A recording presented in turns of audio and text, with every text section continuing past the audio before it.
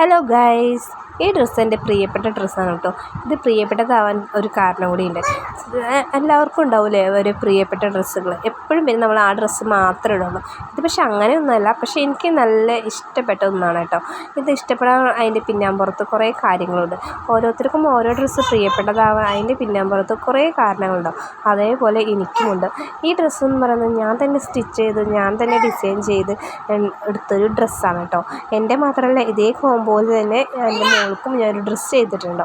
അപ്പം നിങ്ങൾ വിചാരിക്കുമ്പോൾ നീ ആദ്യമായിട്ടാണ് സ്റ്റിച്ച് ചെയ്യുന്നത്, ആദ്യമായിട്ട് ഇത്ര ഇതാക്കി. പക്ഷെ ഞാൻ ആദ്യമായിട്ടൊന്നുമില്ല, ഞാൻ ഇഷ്ടംപോലെ ഡ്രസ്സുകളും എല്ലാ മോഡലുകളും ഞാൻ സ്റ്റിച്ച് ചെയ്തിട്ടുണ്ട്. അതുപോലെ സാരി ബ്ലൗസുകളാവട്ടെ എല്ലാം ഞാൻ സ്റ്റിച്ച് ചെയ്തിട്ടുണ്ട്.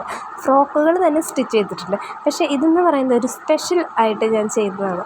സ്പെഷ്യൽ എന്ന് പറഞ്ഞാൽ എനിക്ക് ഏറ്റവും പ്രിയപ്പെട്ട ഒരു ഫംഗ്ഷന് വേണ്ടി ഞാൻ തന്നെ ഡിസൈൻ ചെയ്ത് ഞാൻ തന്നെ മെറ്റീരിയൽ പർച്ചേസ് ചെയ്ത് ഞാൻ തന്നെ മെറ്റീരിയൽ ചൂസ് ചെയ്ത് ഞാൻ തന്നെ സ്റ്റിച്ച് ചെയ്തൊരു ഡ്രസ്സാണ് കേട്ടോ.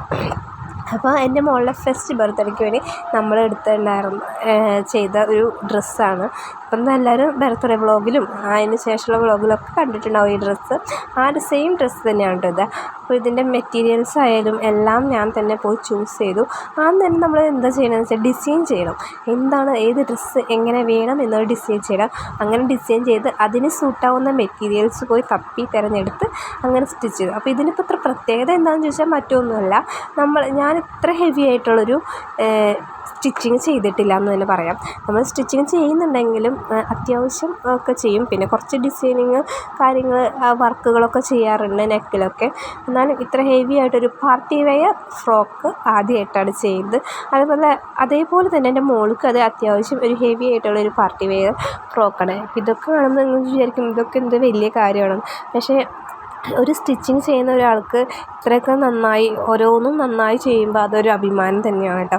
ഞാൻ സാധാരണ ഇപ്പോൾ സിമ്പിളായി എന്തും ചെയ്യും, കണ്ണടച്ച് ഒരു മോഡൽ കണ്ട് അതേമാതിരി ചെയ്യാം. എനിക്ക് അതിനൊക്കെ നല്ല കോൺഫിഡൻസ് ഉണ്ട്.